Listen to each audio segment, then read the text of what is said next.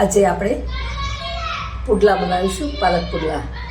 તો હવે એમાં તમે જોઈ શકો છો ચણાનો લોટ લીધો છે. આ ચણાનો લોટ લીધો છે. તો આપણે એમાં બધો મસાલો નાખીશું,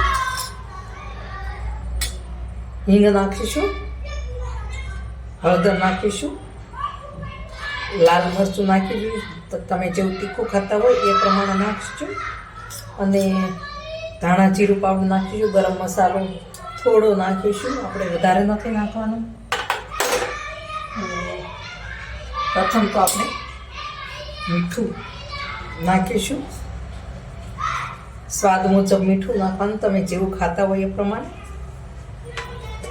હવે બધું આપણે મિક્સ કરી લઈએ. બધું મિક્સ થઈ ગયું છે. હવે આપણે એમાં પાલક મેં સમારી લીધી છે, તો આપણે પાણીમાં રાખી હતી, આપણે ધોઈ અને પાલક નાખીશું. આ રીતે નીચવી લઈશું.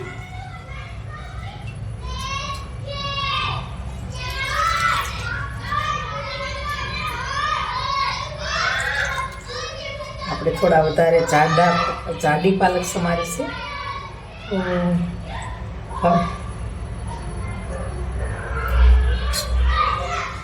આપણે બધી પાલક નાખી દીધી છે. હવે થોડા ધાણા નાખીશું.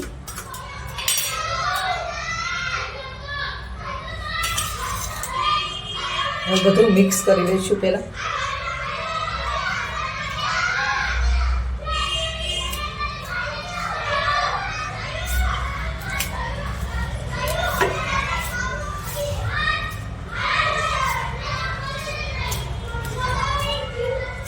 હવે આપણે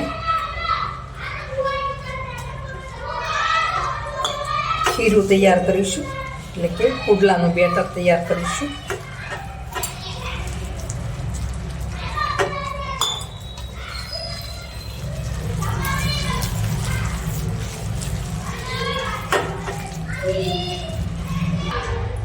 હવે આપણે એમાં સોજી થોડીક નાખીશું, ચાળી લઈશું આપણે રીતે.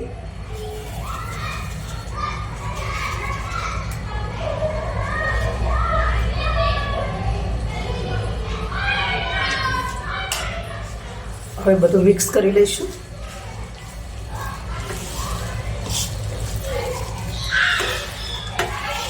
મિક્સ કરી અને આપણે 5 થી 7 મિનિટ આપણે રેસ્ટ આપીશું,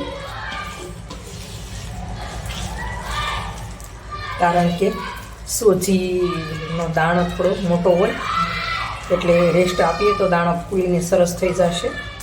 પછી આપણે થોડું ઢીલું કરવું છે તો કરી લઈશું, કારણ કે સોજી ફૂલે એટલે પાણી શોષી લે. તો થોડી વાર રેસ્ટ આપવા દઈશું આપણે. હવે 7-8 મિનિટ થઈ ગઈ છે, રેસ્ટ આપી દીધો.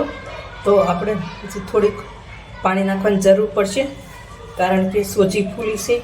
તો આપણે થોડું પાણી નાખીશું. આ રીતે તમને એવું લાગે મીઠું ઓછું હતું તો ચાખી લેવાનું. આ રીતે આપણું બેટર તૈયાર થઈ ગયું છે.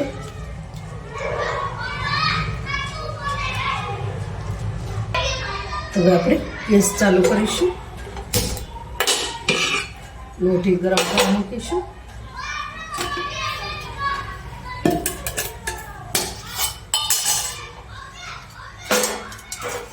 તેલ મૂકીશું. અહીંયા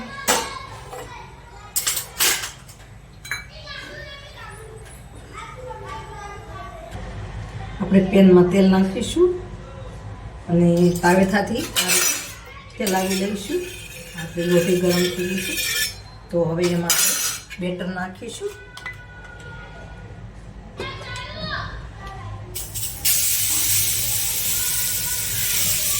પછી એવું લાગે છે થોડું પાણી નાખવું પડશે. બેટર થોડુંક થીક છે, તો આપણે પતલું કરવું પડશે.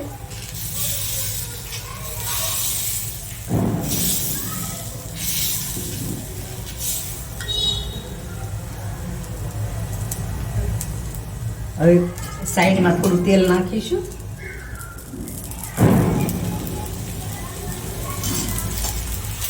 હવે આપણે તાવેથાની મદદથી ઉથલાવીશું.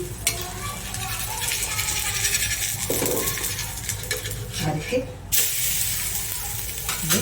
ઉપર થોડું તેલ નાખીશું.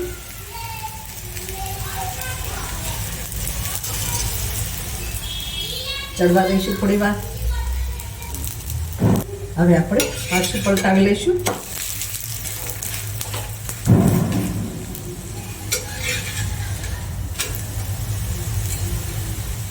હવે આપણું આ પુડલું બનીને તૈયાર છે. તો હવે આપણે આ રીતે બધા જ બનાવી લઈશું. તો આપણા થોડા પુડલા ચડી ગયા છે. તો હવે તમે આ જોઈ શકો તો આટલા ચડી ગયા છે. હવે આ ચડે છે એક, પછી એટલું આપણું બેટર વધેલું છે. હવે આપણે આ બધા પુડલા બનાવવાના છે. તો હવે બધા જમતા જશે અને આપણે પુડલા બનાવતા જઈશું. તો મારા સોજી અને ચણાના લોટના પુડલા થોડા થોડા બનીને તૈયાર થઈ ગયા છે. થોડા બને છે. તો હવે આ બીજા ગેસ ઉપર ચા પણ બને છે. તો આપણે ગેસ બંધ કરી દઈએ. તો ચા પણ બનીને તૈયાર થઈ જશે. તો મારી રેસીપી કેવી લાગી ગમે તો લાઈક કરજો, શેર કરજો, ચેનલને સબસ્ક્રાઈબ કરજો, બેલ આઇકોન દબાવવાનું ભૂલતા નહીં. કમેન્ટમાં લખજો કે મારી રેસીપી કેવી લાગી.